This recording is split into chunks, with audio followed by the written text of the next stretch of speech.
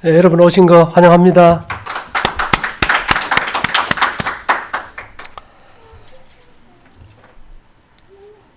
요한복음 15장 5절에 보면요.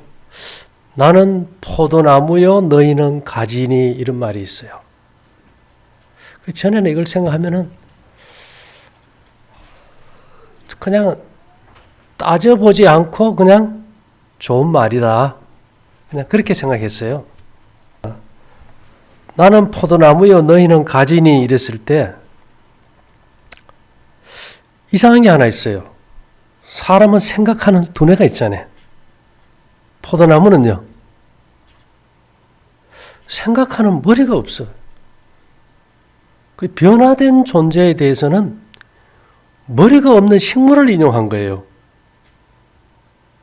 그리고 가만히 보면 죄를 지은 거는 누구밖에 없어요? 죄 짓는 거는 인간밖에 없거든.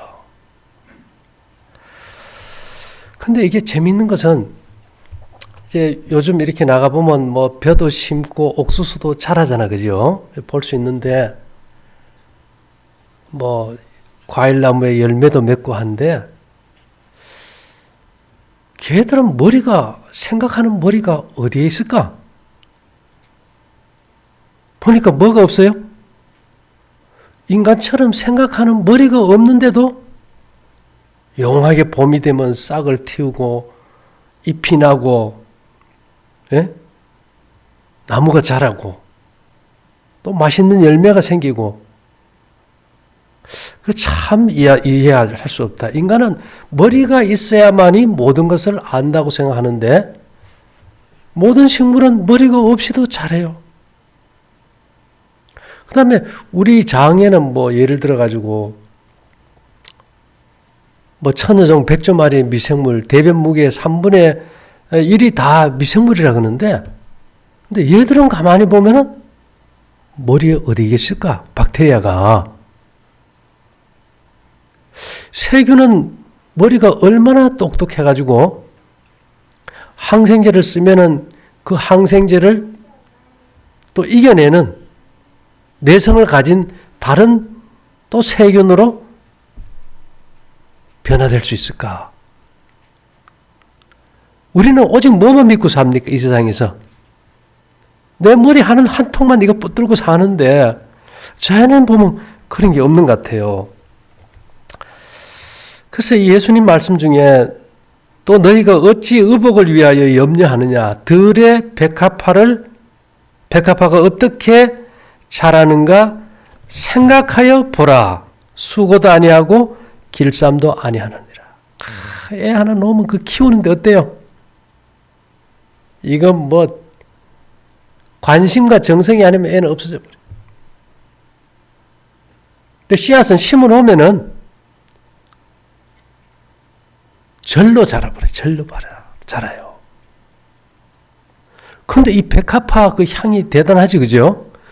그 향을 만드는 기억을 가지고 있는 두뇌가 백합화에는 없더라 이거예요. 내가 봤을 때. 근데 얘는 그냥 백합도 되고 만들고 향기도 만들고.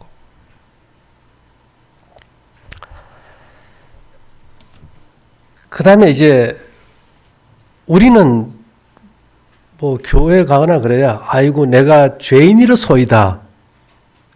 뭐 죄인이 모인 곳이 교회니까 매번 뭐 분쟁도 있고 문제가 많아요.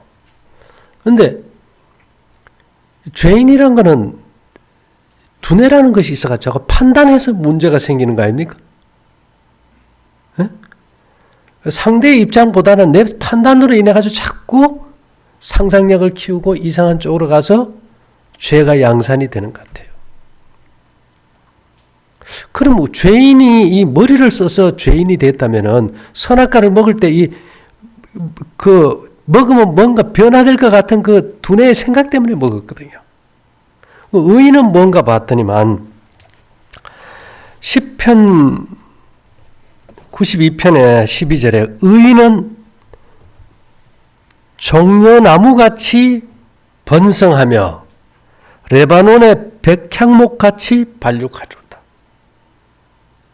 제가 오늘은 머리가 있고 없고 이걸 한번 생각해 봤어요. 의인은 뭐 같다고요? 종려나무고 백향목. 다 좋은 나무들이에요. 아주 건축에 필요한 나무고. 근데 여기 왜 의인을 종려나무라고 하고 백향목이라 그랬을까? 뭐 고차원적인 건 몰라도 인간처럼 생각하는 머리가 없다는 것은 틀림없어요. 그래서 이 죄라는 거, 죄라는 큰 틀은 보면은 두뇌와 연결이 되어 있다. 두뇌와 연결이 되어 있다.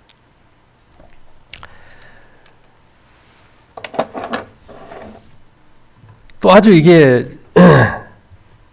그러면 이 두뇌 없이도 소통이 되는가? 만물이? 우리는 그래요.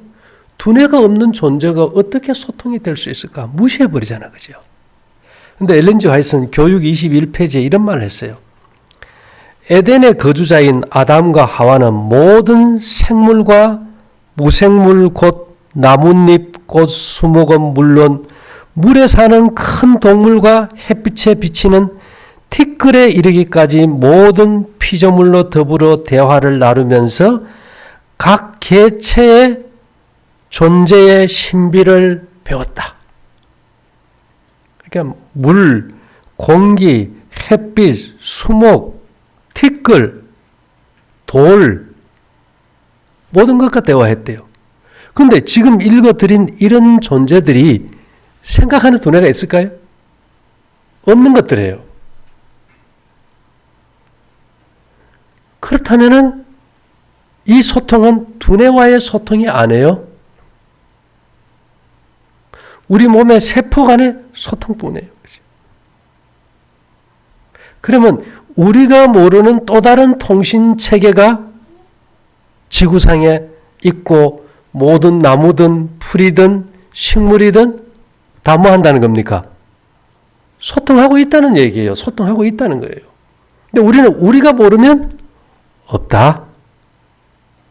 그래서 성경에는 그걸 일깨우기 위해서 사사기에 보면 이런 말이 있어요. 9장 8절부터 보면 하루는 나무들이 나가서 기름을 부어 왕을 삼으려 하여 감람나무에게 이르되 너는 우리 왕이 되라 하며 왕이 되라 그러면 조카입니까?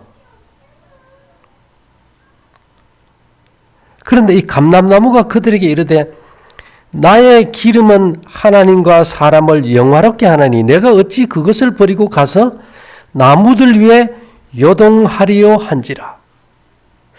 이 생각하는 머리가 없는 존재는 경쟁심이 없어. 그리고 높고자 하는 명예욕도 없어. 왕을 삼으라고 하면 우리는 나인데 와서 대한민국의 대통령 좀 돼주겠어 하면 어떻게 할까요? 아주 내가 뭐가 된 것 같이 좀 어깨 쫙 펴고 좀 폼 잡겠지요. 1차적으로. 인간인 이상은. 남은 안 해. 내가 할 본분인데 내가 왜 그 쓸데없는 일을 하겠어? 나 안 해. 이런 말입니다. 그러니까 이제 이 나무들이 또 무화과 나무에게 이르되 너는 와서 우리의 왕이 되라 하며 무화과 나무가 그들에게 이르되 나의 단 것 나의 아름다운 실과를 내가 어찌 버리고 가서 나무들 위에 요동하리요? 싫다 이거예요. 그 다음에 나무들이 또 포도나무에게 이르되 너는 와서 우리의 왕이 되라 하며 포도나무가 그들에게 이르되 하나님과 사람을 기쁘게 하는 나의 세수를 내가 어찌 버리고 가서 나무들 위에 요동하리요? 나 왕 안 해. 명예를 가지고 누구 지배하고 잘난 척하고 남의 것에 취해서 이기적인 존재가 되는 나 그런 거 안 해 이랬어요. 포도나무는 언제나 좋은 포도를 만드는 거예요. 그러니까 예수님이 나는 포도나무고 너희는 가지니. 너희도 좀 머리 없는 존재로 한번 살아보지 않겠니? 이 얘기더라고요. 이에 모든 나무가 가시나무에게 이르되 너는 와서 우리의 왕이 되라 하며 가시나무가 나무들에게 이르되 너희가 참으로 내게 기름을 부어 너희 왕을 삼켰거든 와서 내 그늘에 피하라. 그리하지 아니하면 불이 가시나무에서 나가서 레바논의 백향목을 살을 것이니라. 내가 보니까 이 가시가 있다는 말은요, 생각하는 두뇌가 있다는 말이에요. 가시가 있다. 우리가 그러지요. 말은 대저 그 마음의 생각이 어떠하면 그 위인도 그러한즉. 우리가 그 사람 말에 뭐가 있다 그래요? 가시가 있다. 그 사람의 생각이 가시가 있는 거예요. 예. 아직 너희가 어린아이와 같이 되지 아니하면 결단코 천국에 들어갈 수 없다. 어린아이들은 아직도 이 뇌가 발달이 덜 돼가지고 이기적인 본성이 그렇게 작동이 잘 안 돼요. 그 말은 너희가 좀 이 생각하고 판단하는 이기적인 이 두뇌를 좀 벗어나면 좋지 않겠니? 이런 뜻인 것 같아, 내가 볼 때. 이 대표적인 것이 이제 창세기 30장 32절부터 보면요. 이 성경에 이제 야곱이 있어요, 야곱이. 그가 얼마나 이기적인가 하면은 뱃속에서부터 나올 때부터 이미 형 야곱의 발 뒤꿈치를 잡고 나와버렸어요. 살아가면서 이게 이 모든 장자에게 권리가 있잖아요, 고대 세계는. 그래가지고 그냥 이 아버지의 축복 장자권을 받기 위해 가지고 형 에서가 짐승을 잡으러 갔어요. 간 다음에 자기 아버지 이삭에게 가가지고, 에서는 털이 많아요. 양털을 가져가가지고, 에서가 이삭이 눈이 멀거든요. 못 느끼니까 양털을 갖다 이렇게 보여주고, 나 맏아들인데 축복 주세요. 그래가지고 큰 아들에게 줄 복의 기도를 이 야곱이 받아버린 거예요. 에서가 돌아와서 화가 얼마나 났겠어요. 그러니까 죽이려고 하니까 외삼촌 라반의 집으로 도망갔어요. 가서 그가 이제 야곱의 그 외삼촌 라반의 두 딸과 두 여종 부인 넷을 얻었잖아요. 거기서 난 12이 이스라엘의 12지파예요. 근데 이 외삼촌이 다른 식구는 많은데 임금은 안 주고 일만 시키는 거예요. 붙들어 놓으려고. 그래서 한 번은 이런 약속을 합니다. 양을 치면서 이제 외삼촌을 불러가지고 이 양떼 중에서 얼룩얼룩하고 점이 있는 거는 다 내 품값으로 주시고 이제까지 계속 품삯을 어겼는데 그거 다 잊어버리고 흰 양은 모두 외삼촌 겁니다. 그러니까 외삼촌은 어떻게 했을까요? 아들들을 불러가지고 그 양떼 중에서 흰 양 중에서 점 하나 있는 것도 싹 빼가지고는 얼룩한 거는 전부 다 멀리 며칠 거리로 떨어뜨려버리고 야곱에게는 흰 양만 준 거예요. 흰 양만. 그래, 니 키아 봐라. 여기서 얼룩무늬 나온 건 다 이제 니 거다. 자, 이걸 보면은 야곱과 에서의 어떤 이기적인 질투심, 외삼촌 집에 가서도 외삼촌과의 관계, 또 라헬이 외삼촌 집에서 함께 이제 나올 때도 그 집에 그 우상을 갖다가 이제 라헬이 훔쳐가지고 나오는 사건. 그러니까 모든 것이 보면 인간은 자기 생각에 좋은 대로만 하는 거예요. 자기 소견에 옳은 대로만 하는 거예요. 그래서 결국은 이 야곱이 길을 알았는 것 같아요. 이 개울가에서 얼룩얼룩한 나뭇가지 들어갔다 이렇게 딱 꺾어놓고 새끼 뵈러 올 때 좋은 놈들이 새끼를 뵈면은 얼룩무늬 앞에서 새끼를 베면 다 얼룩량이 나와버려요. 그러니까 이게 뭘 알았어요? 파동을 안 거예요. 그때. 약한 놈이 뵐 때는 그냥 흰양 새끼 나오게 둬버려요. 그 결과 이에 그 사람이 심히 풍부하여 양떼와 노비와 약떼와 나귀가 많았더라. 야, 이거 보면 뭔가 길을 알기만 해도 이게 부자 되는 방법이 있었는 것 같아, 고대. 제가 보면 좀 이해가 안 되는 게 있었어요. 로마서에 보면 또한 가지 얼마가 꺾여졌는데 돌감나무인 네가 그들 중에 접붙임이 되어 창감람나무의 뿌리의 진액을 함께 받는 자가 되었은지.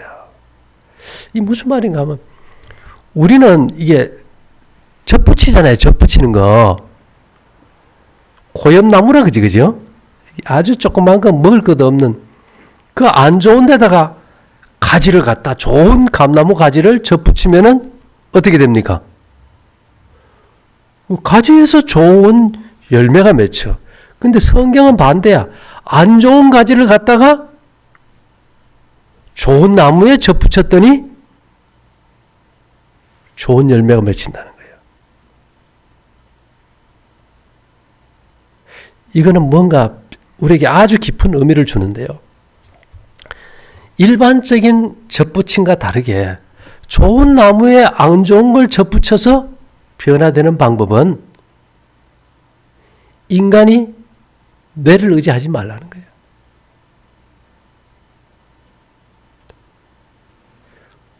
뇌를 의지하는 게 아니라는 거예요.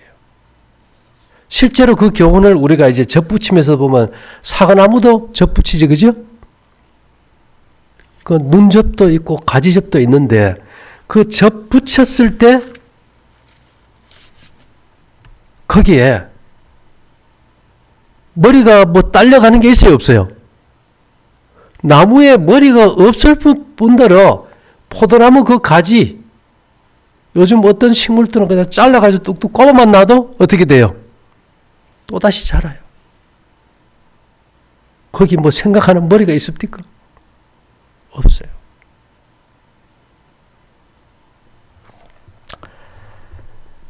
자, 우리는 이제까지는 제가 나무나 이런 것만 봤는데, 이제까지 우리는 아기가 태어나려면은 여성의 난자와 남자의 정자의 결합에 의해서만 태어난다, 이렇게 했어요.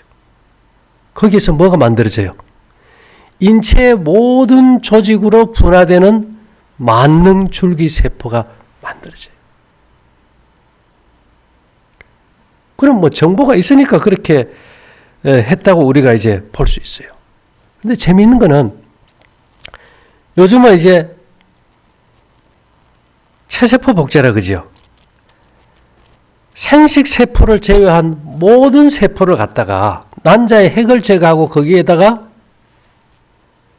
결합을 시키면은 만능줄기세포가 만들어진다. 그걸 가지고 뭘 만듭니까? 인간의 간도 만들고 심장도 만들 수 있고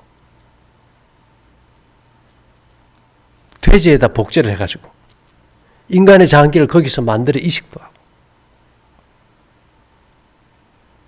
근데 재미있는 거는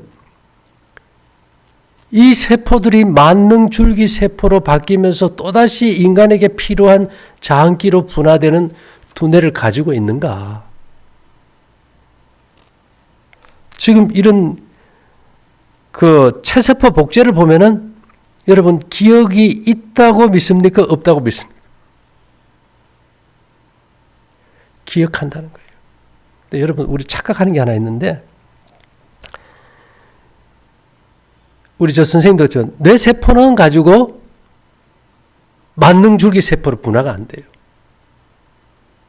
우리 뇌의 기억이라는 것이 영원할 걸로 아는데 영원할 것 같으면 우리 부모님들이 나이 들면 다 뭐 걸립니까? 치매는 뇌세포의 문제인가요? 체세포의 문제인가요? 뇌세포의 문제예요. 뇌세포는 기억된 메모리를 잃어버리기도 해요. 체세포는 잃어버리지 않아요. 자, 여러분, 뭔가 날파리가 쫙 들어올라가면 눈이 갑자기 어떻게 돼요? 탁 감겨요. 이게 뇌세포의 신호과 체세포의 신호일까요? 체세포의 신호입니다. 그걸 우리가 자율신경이라 그래요. 내 몸이 알아서 하는 거예요. 몸이 알아서 하는 거예요. 몸이. 두뇌가 알아서 하는 게 아니고. 자, 우리 이 도마뱀 있죠. 도마뱀을 갖다가 꼬리를 잡으면 딱 떨어뜨리고 가버려요. 그런데 그 꼬리가 정상으로 이렇게 자라요. 우리가 조금 예를 들어 가지고 제일 많은 병 중에 하나가 위장병입니다. 막 역류성 식도염으로 속이 쓰리고 소화가 안 되고 더부룩하고 변비가 오고 여러 가지 소화기 증상이 많잖아요. 우리가 늘 경험하는 거니까. 그럴 때 이것을 두뇌 세포가 뭐 내가 볼펜 잡으라고 하면 잡고 말하라고 하면 하듯이 조정해서 된다면은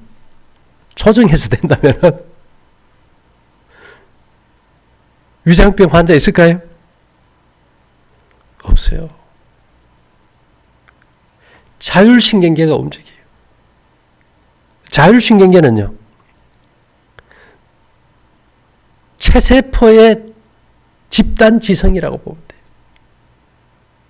우리 여기 보면 막 어떤 때는 보면 새떼들이 막 군무하는 거 있죠. 수많은 새들이 막 날고 물고기들이 고등어 떼가 막 어마어마하게 다니면서 안 부딪히고 서로가 가듯이 이 지능을 공유하는 거예요. 집단지성을 가지고 있는 거예요. 그 집단지성의 감지 능력이 자율신경계다. 근데 우리는 오직 이 편견의 두뇌 두 개만 딱 믿고 사는 거예요. 좌뇌, 우뇌. 그러니까 이게 몸의 어떤 체세포가 움직이는 집단 지성을 가지고 두뇌 세포가 알 수가 없어요. 이 몸의 세포라는 거는요, 제가 감지해 보면 얘들은 지구의 시작과 끝, 우주의 시작과 끝까지, 미래까지 다 알고 있어요. 인지 능력을 가지고 있어요. 말을 안 할 뿐이지. 얘들은 뭐를 통해 말하는가? 주로 심장을 통해 말해요. 그걸 우리가 마음이라 그러죠. 심보를 좀 바꾸라. 그 집단지성의 파동인데 어느 곳이라도 다 공유한다는 겁니다. 사실은.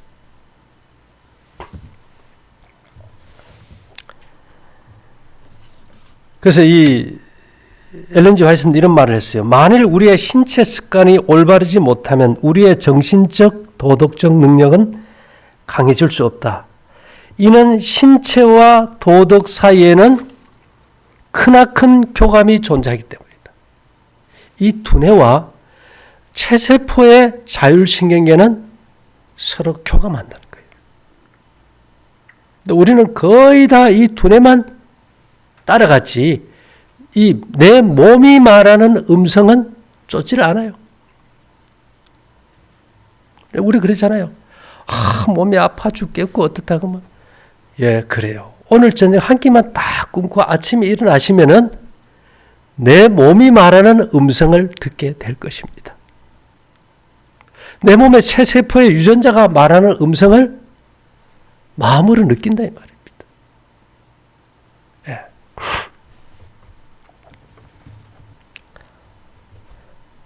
그래서 그 엘렌 G 화이트는 두뇌와 신경 이것들은 이 자율신경계는 이 교감한다는 얘기를 수없이 이제 말을 많이 했어요.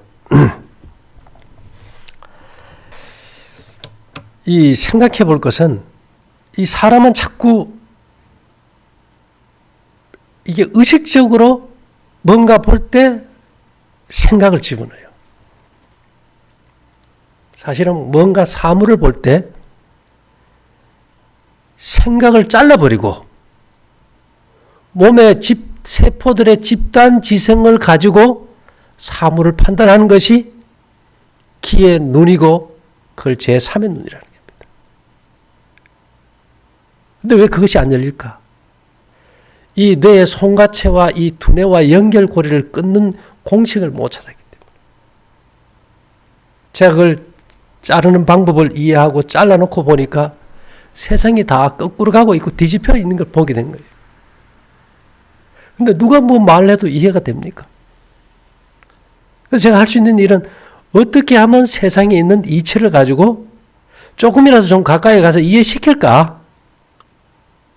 그 방법밖에 없는 거예요. 예. 왜? 경험하지 못한 사람에게 무슨 말을 한들 이해가 되겠어요? 왜냐하면 우리 몸은 이론의 책이 아니고 경험의 책입니다. 내가 보고 느끼고 경험한 것을 통해서 공감할 수 있고 이해할 수 있기 때문에. 예를 들어서 이게 프랑스 여배우로서 샤를로트 발랑드레라는 사람이 있어요. 타인의 심장이라는 책을 썼어요. 제가 여러 번 강의도 했는데 오늘은 좀 다른 측면에서 하려고 합니다. 이 여자가 이제 에이즈가 걸리고 심장을 이제 떼내게 되면서 어떤 한 여성의 심장을 이식했어요. 그리고 매일 밤 자기가 죽는 꿈을 꾸는 거야. 나중에 봤더니만 자기에게 심장을 준 여자가 교통사고로 죽었어요. 그리고 이제 시간이 지나서 여기는 이렇게 돼 있는데요. 타인의 심장을 이식받은 그녀는 낯선 여자가 죽음에 이르는 사고를 연일 꿈꾼다. 악몽 같은 그리고 본인과 전혀 관계없는 일들에 대한 꿈속의 기억을 되찾아가는 과정에서 만난 남자와 사랑에 빠지는데 그 남자가 바로 꿈속에서 보았던 그녀의 전 남편이었던 것. 자기에게 심장을 준 여자의 전 남편과 사랑이 싹트서 결혼해서 살고 있어요. 현재 실제로. 이게 영화까지 됐잖아요. 타인의 심장. 신라 속 그대로 둘은 결혼해서 살고 있다고 한다. 수술로 인한 더구나 타인의 장기가 내 몸속에서 다시 태동했을 때 불안하고 낯선 자신의 신체에 대한 정신적 트라우마를 겪는 과정은 장기 이식에 관심 있다면 한 번쯤 생각해 봤을 일이라. 셀룰러 메모리. 그 여자가 남편을 사랑하게 된 이유는 뭐 때문일까요? 자기 심장에 있는, 자기에게 심장을 준 여자의 그 세포가 그 남편을 기억해서 주파수를 맞춘 거예요. 공명이 일어난 거예요. 예. 또 하나는요. 이런 내용은 심리학자 게리 슈왈츠 교수에 의해서 세상에 알려지기 시작했는데요. 심장 이식 수술을 받은 63세 미국인 남성 빌 홀. 그는 수술로 180도 변했다. 사업에만 집중했던 그가 철인 3종 경기 등 강도 높은 운동에 급격히 빠져들게 된 것. 이는 수술 전에는 상상도 할 수 없었던 일이다. 알고 보니 그에게 심장을 준 기증자는 할리우드에서 20년간 일한 스턴트맨이었다. 그러니까 그 심장이 몸의 기능을 기억하고 있다가 이 사람 몸에 와서 그것을 활동하는 거예요. 그런데 이 체세포가 우리가 기억이 없다고 하는데 인식 기능이 있습니까? 없습니까? 인식 기능을 그대로 가지고 와서 이 사람에게 USB 칩처럼 파동을 전사해버린 거예요.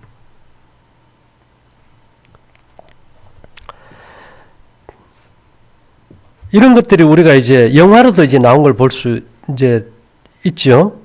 예를 들면은,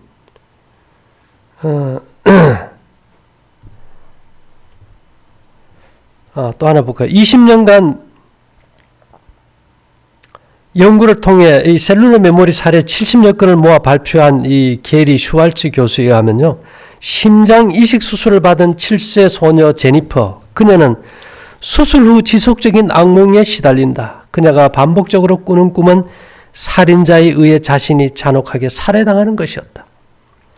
나중에 제니퍼는 자신의 심장 기증자가 살인사건에 휘말려 희생된 소년이었음을 알게 됐으며 꿈속의 기억으로 몽타주를 그려서 결국 소년의 살해범을 잡는 데 일조했다. 예, 이것도 참 심장 이식을 했는데 거기에 그 사람을 죽인 살인자의 기억을 이 심장이 메모를 해가지고 있다가 다른 사람에게 이식됐을 때 기억나게 해서 몽타주를 그리게 하고 살인자를 잡는다. 현대과학도 이 정도입니다. 사실은. 역시 심장 이식 수술을 받은 63세 남성 윌리엄은 수술 후 갑자기 뛰어난 그림 실력을 발휘했다. 수술 전까지만 해도 기껏해야 초등학생 수준의 그림 실력을 가졌던 그인데 말이다. 그에게 심장을 기증한 사람은 다름 아닌 아마추어 화가였다. 예. 이번에는 별로 좀 충격적인데요. 평소 밝은 성격의 소유자였던 69세의 남성 소니는 심장 이식 후 심한 우울증에 시달렸다. 그리고 13년 후 급기야 자살을 하기에 이른다. 놀라운 사실은 그의 심장 기증자 역시 과거 자살로 생을 마감했었다는 것이다. 더욱이 소니가 택한 자살 방법도 기증자와 동일한 것이었다. 이게 이식 잘못 받으면 똑같이 자살도 한다는 겁니다. 똑같은 방법으로. 또 하나의 예를 보면요. 45세의 한 남성은 17세 소년의 심장을 이식받고 나서 자신에게 나타난 변화를 다음과 같이 전했다고 한다. 볼륨을 크게 높여 음악을 듣거나 악기를 연주하는 것은 좋아하게 됐습니다. 이제껏 그런 적이 전혀 없었는데 말이죠.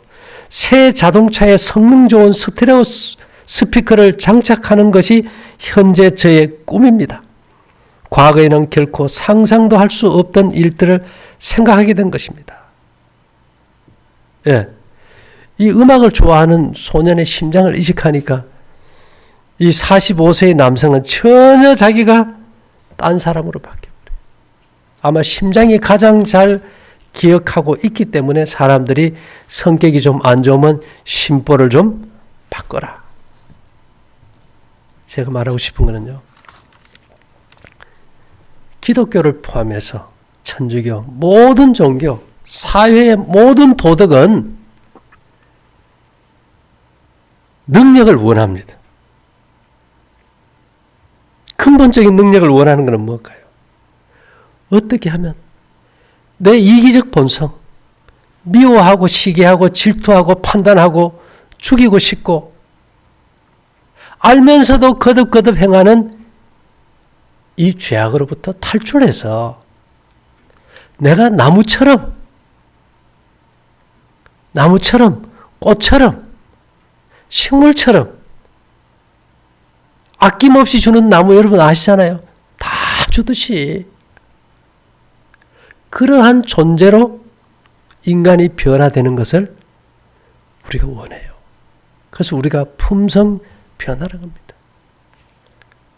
저도 깨끗한 피 정결한 마음이라고 거기에 대해서 6, 700페이지 되는 책도 썼고요. 별짓을 해도 안 돼요. 결국 제가 마지막에 찾은 것은 이 두뇌로 세상을 보지 않고 몸으로 세상을 보는 거예요. 제가 다 찾은 답은 그거예요. 사람들은 그래요. 내가 평생을 해도 안 되면 어느 선에서는 포기도 할 줄 알아야 돼요. 왜 이것이 필요한 시대입니까? 옛날에는 배고프고 못 먹어서 괴로웠어요.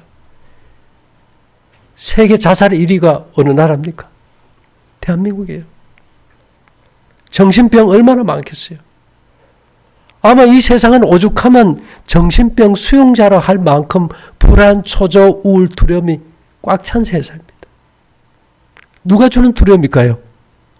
몸이 주는 두려움과 공포일까요? 아니면 두뇌가 주는 걸까요? 다 두뇌가 주는 거예요. 제가 찾은 것은 이 두뇌로 세상을 보는 라인을 스위치를 만들어서 껐다 켰다 할 수 있게 하는 것. 그 다음에 대부분 체세포, 내 온몸으로 세상을 볼 수 있는 눈을 가지는 거예요. 오감을 가지는 거예요. 그것을 옛날 사람들은 원했어요. 그것을 우리가 그 핵이 이 손가채다 보니까 제3의 눈이라고 불렀던 거예요. 인류가 염원했지만 누구도 그것을 찾지 못했던 거예요. 제 인생의 목표도 그거였고, 근데 찾고 나서 그것을 실행하려고 해보니까 이거는 너무 힘든 것이, 다 외눈박이 동네에 두눈박이 원숭이 한 마리 가면 뭐 듣습니까? 병진 소리 듣는 거나 같은 거예요. 표현할 방법이 없어요, 이것은. 왜? 경험하지 않으면 이해를 못하기 때문에. 이제는 5장 6부에서 각막까지 다 이식하는 세상입니다. 이 기라는 것은 두뇌로 보는 것이 아니라 온몸으로 세상을 보는 거예요. 왜? 그리고 이 몸의 체세포는요, 미워하고 시기하고 질투라는 게 없어요. 그 정도 돼버린 것이 뭐예요? 자가 면역 질환. 우리가 흔히 말하는 기치료라는 게 뭔지 압니까? 아까 다른 사람의 심장을 이식했는데 자살하듯이 세포 기억에 잘못된 메모리들을 지워주는 거. 그리고 서로가 집단 지성을 가지고 서로 공유하고 활동할 수 있게 해주는 게 기의 작용이에요. 네. 그래서 제가 이 성경에 조금 보면은 이 바울이 정말 자기가 신약 성경에 14권을 썼지만은 답을 못 찾아요. 그래서 그가 이런 말을 해요. 내 속 곧 내 육신에 선한 것이 거하지 아니하는 줄을 아노니 원함은 내게 있으나 선을 행하는 것이 없노라. 머리로 사니까. 내가 원하는 바 선을 하지 아니하고 도리어 원치 아니하는 바 악을 행하는도다. 만일 내가 원치 아니하는 그것을 하면 이를 행하는 자가 내가 아니요 내 속에 거하는 죄니라. 죄는 두뇌에서 와요. 두뇌가 없는 식물들이 뭐 죄를 짓는 게 있습니까? 예.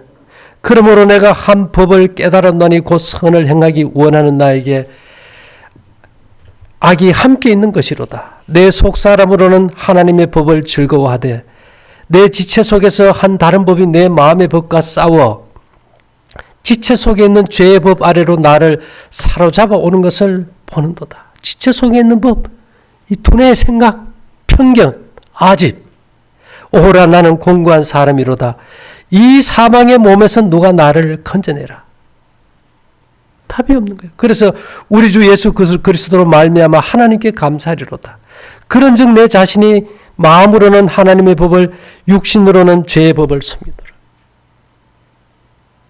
그래서 열심히 믿고 했는데 여전히 오호라 나는 공고한 사람이로다. 내가 나를 제일 잘 아잖아요. 답이 없어요. 그래서 저도 이제 이 오랜 세월을 인생을 살면서 목표 없이 사는 사람은 없지 않습니까? 제 인생의 가장 큰 목표는 물론 지구의 종말에 관한 것도 관심이 많았지만 인간의 어떤 본성의 변화. 6,000년 동안 점점 죄는 증가되고 질병도 증가되고 이제는 살 수 없는 이 세상이 됐는데 과연 인류의 한계에서 우리가 어떤 길을 다시 찾아야 될까? 예수님의 말씀처럼 나는 포도나무요 너희는 가지니 의인은 종려나무라. 우리가 어떻게 하면 편견의 생각이 아닌 집단지성, 서로 사랑하고 도와주는 것. 여러분 두 손 두 발이 서로 협력합니까? 그러니까 일이 되지요. 이 집단지성의 세포 단위의 눈으로 세상을 볼 수 있다면 나는 다른 존재가 될 수 있다고 봐요. 그래서 내가 이 키에 대해서 이제 매력을 느낀 거지. 이것도 뭐와 연관됐어요? 인간의 본성의 변화와 연관되지 않고 뭐 병 좀 고친다 뭐 의미가 없어요. 어차피 우리가 병들어 죽거나 수명이 다해 죽거나 죽는 거는 마찬가지야. 6,000년 동안 인류가 원했던 걸 아직도 못 찾았는데 이거 한번 우리가 인생에서 푸는 게 인생의 목적 아닙니까? 부처는 이런 말을 했어요. 부처님이 남긴 가르침 중에 제가 하나 좋아하는 글이 너희가 어떤 것을 들었다 해서 단순히 그것을 믿어서는 안 된다. 어떤 말이 회자되어 수많은 이들이 들었다고 해서 그것을 단순히 믿어서도 안 된다. 그것이 종교 경전에 써져 있다 해서 단순히 그것을 믿어서는 안 된다. 어떤 말이 너희 선생이 말하거나 장로나 기관의 책임자가 말했다고 해서 단순히 믿어서는 안 된다. 그것이 수많은 세대 동안 전수되어져 온 전통이라고 해서 믿어서도 안 된다. 그러나 관찰하고 분석을 한 후 너희가 이치에 부합된다고 알게 되면 그래서 그것의 효과가 선하고 유익함에 부합한다면 그때는 그것을 받아들여라. 그것과 함께 살아가는 것이다. 멋있는 말 아닙니까? 그래서 미국의 우주월 연구소 앞 현판에 뭐라고 되어 있습니까? 책을 읽지 말고 자연을 읽어라. 우리 몸도 자연의 일부 아닙니까? 우리는 이 몸에 대해서 너무 왜곡되게 배워와가지고 이 몸을 올바로 보는 눈을 갖지 못하면서 우리가 길을 벗어난 것뿐이에요. 그 길을 찾자는 것뿐이고. 그래서 결국은 우리가 몸의 세포들이 서로 사랑하고 연합되고 내가 먹어야 될 음식이 뭐가 좋은지 교감이 돼서 잘 들어온다면 아플 일이 없겠죠. 건강도 찾고 마음도 행복하고. 여러분 우리가 불안하고 스트레스 받고 노심초사해 보세요. 1시간이 10년도 보다 더 긴 것 같을 때가 있어요. 오죽하면 사람들이 그 고통을 못 이겨서 자살하겠어요. 잠을 못 자고. 그래서 문제는 우리가 이게 생각 같아요. 이 말을 달리게 할 때는 옆을 못 보게 딱 막아버리지 않습니까? 그죠? 앞만 보게. 우리가 그렇게 교육만 받았어. 이것만 배우면 되고 이거 외에는 더 없다.